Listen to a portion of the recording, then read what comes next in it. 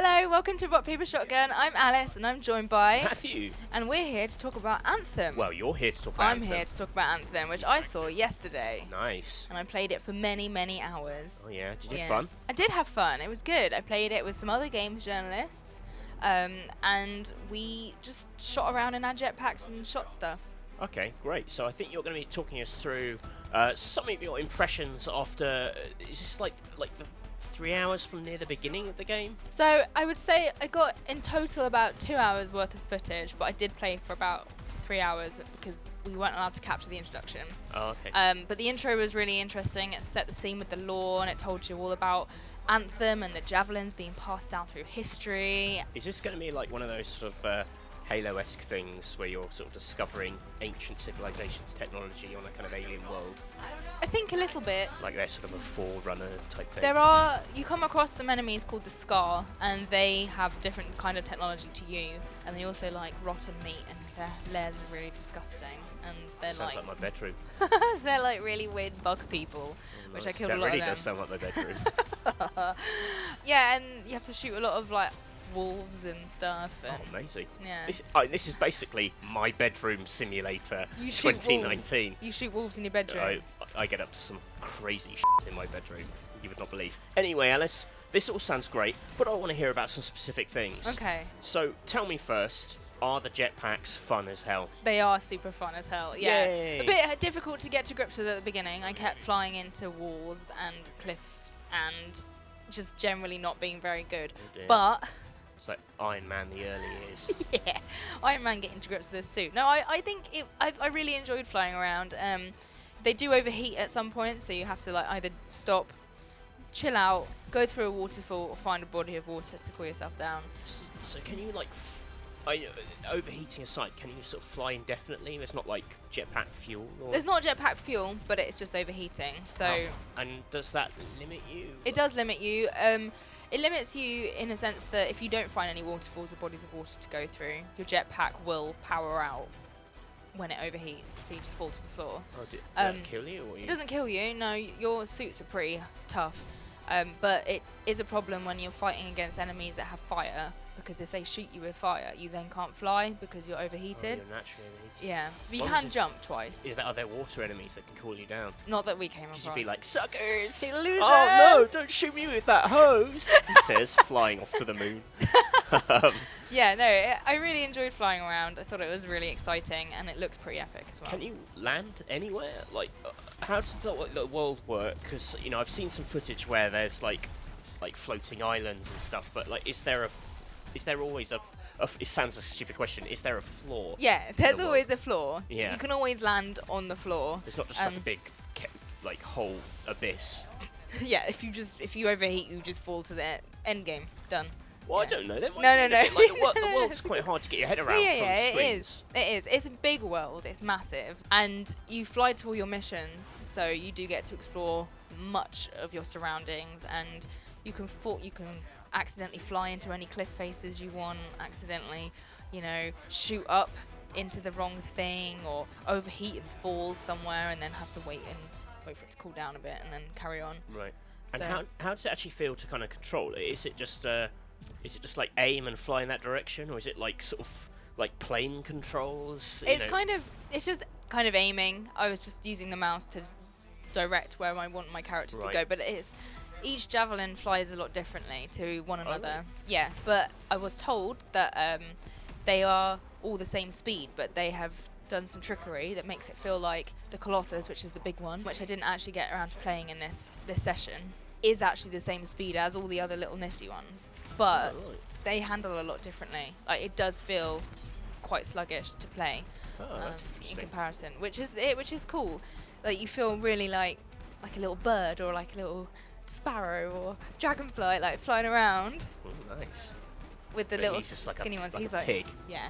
He's yeah. a big sky pig. Yeah, a big flying pig. Yeah. Nice, Yeah. nice. Well, that seems like a very good point to jump into javelin types then. Javelins. This seems to be the kind of the thrust of the game is that you've got these different javelins. Is it like Destiny, that you have a class for the whole game, or can you switch between javelins? So you can switch between javelins. You start off with the ranger, who is pretty good at any situation and can just the all-rounder. What an unusual class to open a game with. The all-rounder. I know. Yeah, he's. I say he. They're all gender neutral, so they all look the same. You can be any gendered character, but your suit will always look the same no matter what gender you are. Right. So I probably call them he's, or she's, but they're not actually gendered. You were playing as a her inside. I was playing as a her inside, yeah, but even if I played as a man inside, it would look the same on the outside. It has a very feminine butt. Very cute little round butt. Yeah, I enjoyed the butts. There is absolutely no chance in hell that I would fit into that. No? No. Okay. It's like, in fact, I think I'd be surprised if I could fit one of my legs into the torso of the Javelin. They're so svelte. I'd definitely be a Colossus one, just because I'm like a... when you go into a shop and they automatically, take you to the big clothes. And you probably don't know this. I didn't know that was a That thing. happens when you're a big person. Oh, okay. They'd be like, "Oh, sir, you're here for a Colossus Javelin, I assume." I'd be like, yeah, sure. Yeah, so you start off as the ranger, and then you can play as a Colossus, Interceptor, or Storm, depending on where you go. And you can change throughout the game, so you can have multiple loadouts for each one as well. So depending on the mission you're going into, you can choose one that will suit you best, or depending on who you're teaming up with, you might decide that you will want to have different Javelin types, or you could all be the same Javelin type, and you could all have different loadouts.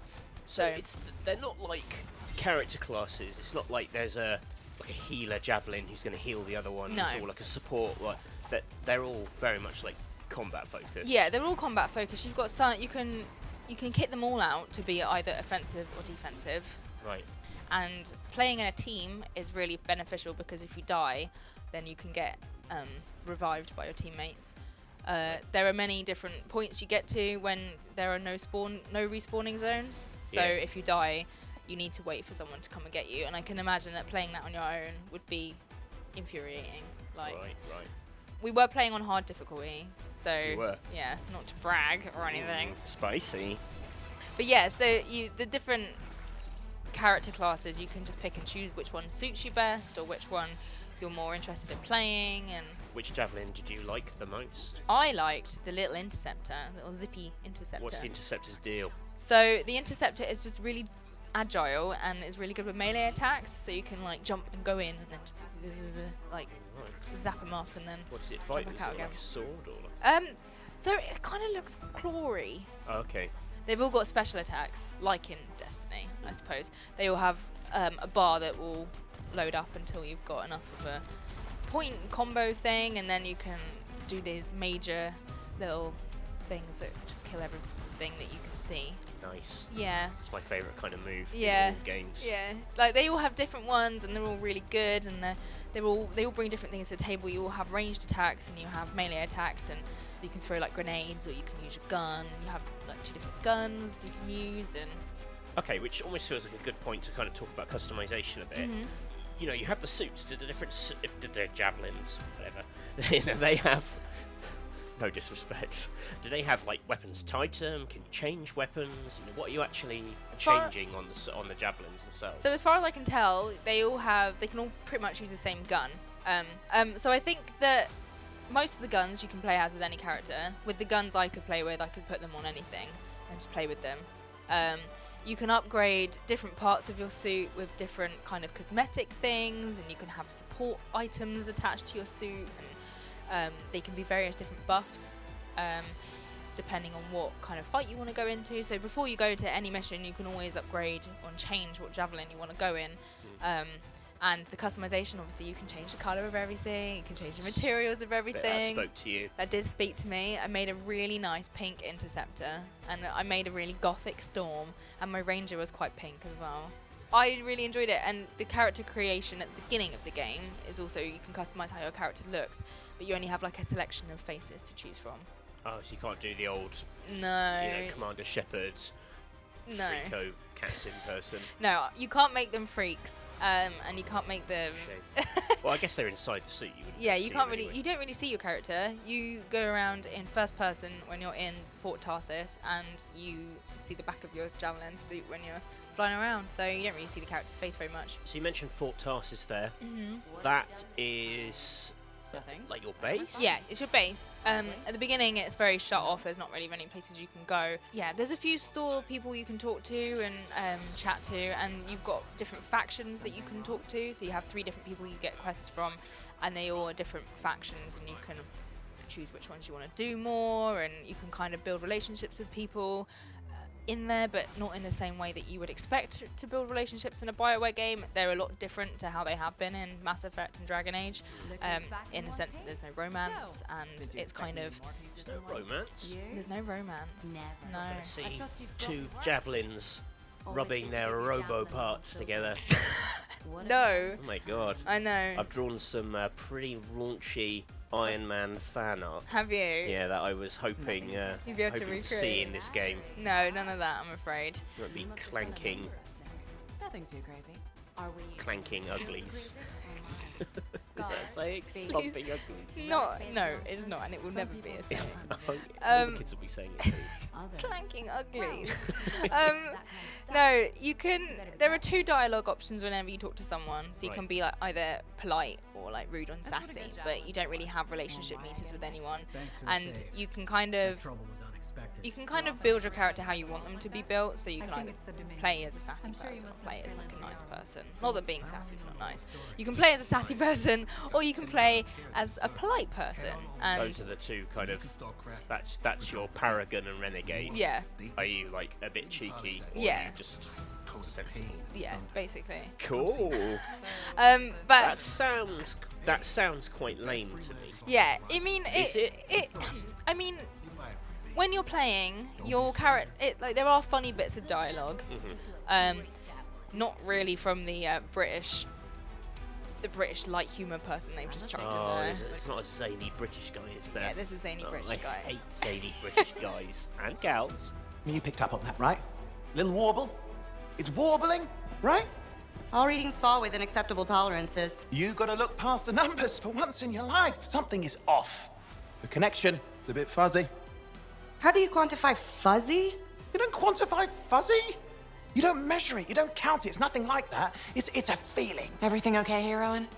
Yeah, well, on your last mission, I noticed that the cipher chair was giving off some very strange feedback. All readings fall within acceptable tolerances. Well, it's your call, but if you ignore it and something goes wrong... I will find an arcanist and perform a full protocol inspection on this unit.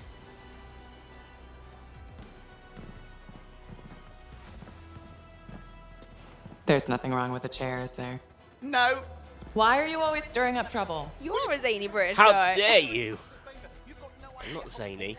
Okay, you are British, I am. and you do say bad jokes. Yes. Yeah, so I see too much of myself in zany British characters. yeah, there's a few people that you can kind of you can kind of feel like you're building a relationship with people, which is nice. Even if you're not, it does feel like you're chatting to people. Do you see the same characters again? Like, do you have a bit of past with them? Yeah, so there's you've got a bit downstairs in Fort Tarsus where you go and get your missions, or you go and talk to people, and it's where your super zany guy hangs out down there. He wants to be a Javelin, but at the moment he's the man in your ear, telling you what to do. Does have a name, but I can't remember what it is. Oh, so he's the kind of like the robot butler from. Yeah, he's Iron not Man. robot. He is real. But in terms But of yeah, the role basically. of the voice in your ear. Yeah, he's Jarvis. Does he say things like, "Oh, well, if it isn't that sassy person who's back here," and you're like, "Oh, I was sassy." That's a deep consequence to my actions. I don't think he has said anything like that to me.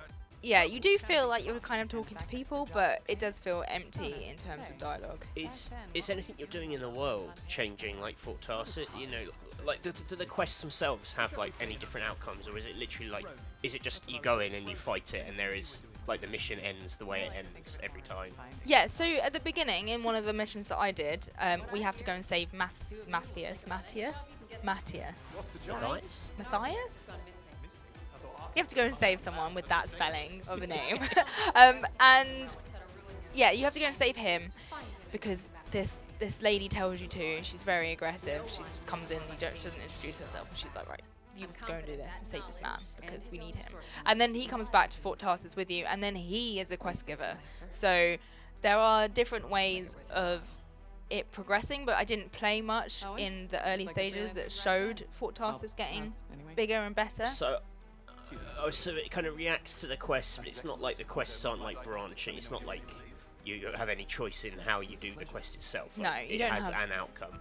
I think the big concern is that the thing BioWare does really well is branching story, Yeah. and this doesn't seem to have any of that. So I was told that the story will develop over many years, and that they've got a lot of At years in. in the world or in real time, as in I like think in the world, so the story is a long story that they want to tell. They have different ways of branching that off into different things that you choose to do. So you have like the main quest lines that you can follow, and then you have the faction-y quest lines and separate ones you can do, and you can do stuff for shopkeepers and things like that. Right. I am available for the role of zany British guy. But because it's a shared world and it's multiplayer, they cut back on romances and individual relationships with people because they felt that that wasn't as important to the world of Anthem as it perhaps has been in other games. So because it's multiplayer, like, can you imagine if you were all hanging out and you were like, oh, I've started going out with this guy, and then you're like, no, I've started going out with this guy, and then you're all going out with the same NPC. It could cause There's a few just, like, arguments. thousands of people Yeah. and one incredibly tired lover. He's like, oh my god, please kill me. No more. Yeah, they have to bring in a Jeremy Kyle expansion just to sort out all these problems. So I asked about, obviously in previous BioWare games you have been able to create an LGBTQ plus character if you wish to. And I asked about that, and you are able to identify with your character however you choose. So they can be anything, but you can't necessarily show it in the game. So it's just like with anything, That's really. like saying, oh, in your head. Yeah, You can imagine it's anything. basically, Cool. it's like you can play as the Dragonborn and he can be any sexuality he wants, but you can't actually implement it in the game. Yeah. Basically, is what it is. It's kind of just very straight, down the middle, Interesting. multiplayer RPG, I guess. Maybe a shame for people who come to BioWare for a particular type of storytelling. Yes, exactly. I think some BioWare fans will be let down by that, and I think that's a shame that they haven't been able to include something like that, even maybe remotely. Like, there were a few dialogue options which were a bit flirty, but that's as far as it went, really. Like, someone told me off for flattering them too much. Like, oh, you're so cheeky or whatever. And I was just like, well, I'm just saying the sassy option. That's cheeky then. But yeah, they do want to emphasize that inclusivity and diversity is important to them, but it does feel kind of lacking there. Is that something a producer told you? That feels like something a producer told you. Yeah, That sounds like a classic producer quote. It was a quote. But yeah, I think it builds a very thriving world, regardless of having romances or proper relationships with characters. I think it still feels pretty full. Nice. What did you actually think of it as a co-op experience? Like, you said that you played with some other journalists. Like, everything I've sort of seen has been, like, the Javelin seems very self-contained in terms of its abilities. Like, they're very much, you know, it's combat or defensive from a Javelin. Yeah. I haven't seen any abilities that seem to kind of affect the wider group, or there doesn't seem to be any interplay there. No. Is there? Not that I noticed. I think there are a few. I don't think there's any kind of like friendly fire or anything either. So like, I think your teammates are completely. They won't get wiped out by your grenade. But the combat with friends is exciting. If you all play as different Javelins, you can all bring very different things to the table, and you can all have different loadouts as well, like I mentioned. So it can feel varied and different. The combat is just, I don't know, it just feels like a first-person shooter combat to me. Not even first-person, third-person shooter. Right. It just feels like a normal, like how I would expect a game like this to play. It just feels like you're playing kind of single player with NPCs helping you. Oh, you just happen to be very capable. Yeah, like there are some missions where you do have NPC characters to help you as well as your teammates, but for the most part, That's a bit of a shame, I think. yeah, I mean the fighting is fun. It is fun, don't get me wrong. Like, you can jump around, you can hover, and you can throw grenades, and you can get out of. Fly off in the middle of a fight. I don't. No. If you fly off in the middle of a fight and go outside of the fight, it will tell you to go back to the fight, or it will spawn you into the fight. Oh really? In a certain amount of time, yeah. It gets very annoyed with you. But can you like fly up and like hover above the battlefield? Yeah, like, you can shoot fly down? up and hover above, shoot down, and throw grenades and throw like ranged attacks As long down. as I can do that. Yeah, no, that's I don't quite want to fun. tell me off using a jetpack. You No, can't no. give me a jetpack and then go, But not yet. yeah, naughty boy, don't No, use it. you can use a jetpack in fights. It's very good for getting away from things, and you do feel like you've got a bit of leeway with some of the fights, and that you can kind of go wherever you want. And as soon as the fights are over, you just shoot off onto your next part, and it just feels very fluid and coherent. I think it feels like a very big world that you can go in and do stuff. It's very easy to get lost in as well. Oh, is it? Yeah. Yeah. How do you navigate it? Like, because it's very vertical. There's a lot of you know, up and down to it, and very tall. Like, how the hell do they got? Like, is it just like very aggressive mission objective markers, or? Yeah, they're not too aggressive. They're quite like, I think the whole game I think is really pretty, like really beautiful. But is it easy to actually get around it, or do you find yourself going like, how do we get inside this mountain? Yeah, I found myself doing that a few times. Like I saw my teammates like flying off and figuring it out straight away. So I don't know if it's just me being stupid and not being able to figure it out. But yeah, I did enjoy. What are you nodding your head for? I'm not nodding. You are nodding. For people back home, he's nodding. Yeah, the fights are fun. I think it's got a lot going for it. And I think it will be fun to play with friends, but I couldn't imagine playing it on your own, which isn't how it's intended to play anyway. Because there's matchmaking, so you can play with people every time. And am I right in thinking that you also got to play some like endgame stuff that you're going to be talking about in a video next week? Yes. Great. So people should definitely check back in for that. Yes.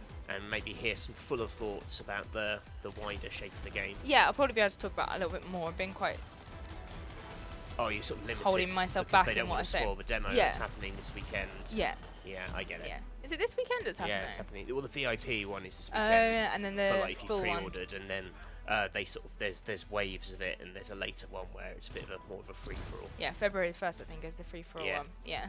Yeah, I Free-for-all. think people will be excited for it. It definitely gripped me more than Destiny has ever. And I know people are like, oh, it's very Destiny, but this is more up my street personally than Why? Destiny What was is. the difference? Briefly. I think because you can jump around between different like skills and like classes Right. essentially, it feels very. Oh, I'm gonna go and do a big fight, and I've got a team full of little nifty ones, and I want to be the big one, or like you can kind of yeah. shape your team however you want, and I think that it's just a little bit less spacey. Less spacey. It feels a Yeah. bit more grounded. It feels a bit more grounded. It feels They're good. You know, they are good storytellers, and you would hope that Yeah. would manifest itself somewhere in this game, considering it's relatively story sparse. yes, and it is. If you go looking for the story, you can find it. So if you want to find the story, you can find the story. There are things that you can click on, and you can find out more lore about them, and you can go in and read stuff. And Sounds hard work. they're not very. There's not many I words want to to be read. told stuff by zany characters. That's what I want. There are lots of zany characters who you can talk to about stuff as well. Nice. The characters do feel pretty full, which is good. I think that with a little bit more playing from the beginning, I think I would enjoy this game overall. Oh, that's a bold claim. Thank you. I don't know if it's bold. I did enjoy playing it, and it was a lot of fun. We are going to have a lot more Anthem on the channel in the coming weeks. Like I said, Alice next week has got some thoughts on some of the endgame stuff that she's played. There's also the demo this weekend, so we may get some stuff out of that. And we'll be going a lot more in depth with it. It seems like there's a lot to it. There's a lot going on. This is actually the first time we've played it as a video team, so we're coming to it quite late in terms of access. So, you know, still trying to get our heads around it, but I think we're going to go into a bit more depth over the coming weeks. So, if you did enjoy this video, please do subscribe to Rock Paper Shotgun for more like this.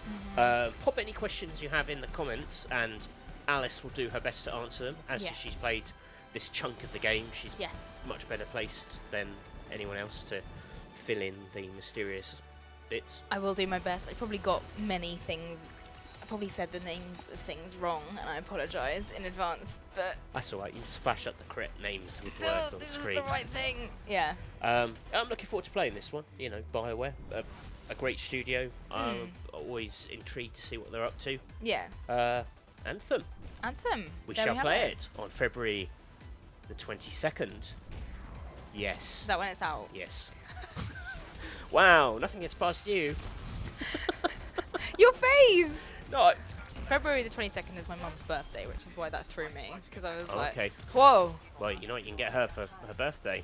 I'm not getting Anthem for my mum's birthday. Mums love Anthem. Do they? Yeah. You heard it here first. That's it. That's a quote for the box. Mums will love it. Thank you for watching. We hope you enjoyed this video. Yes. And please do come back for more. Thank you, Alice. Thank you, Matthew. Well, you did all the work. Well, thanks for listening to me ramble on about it. Bye. Bye!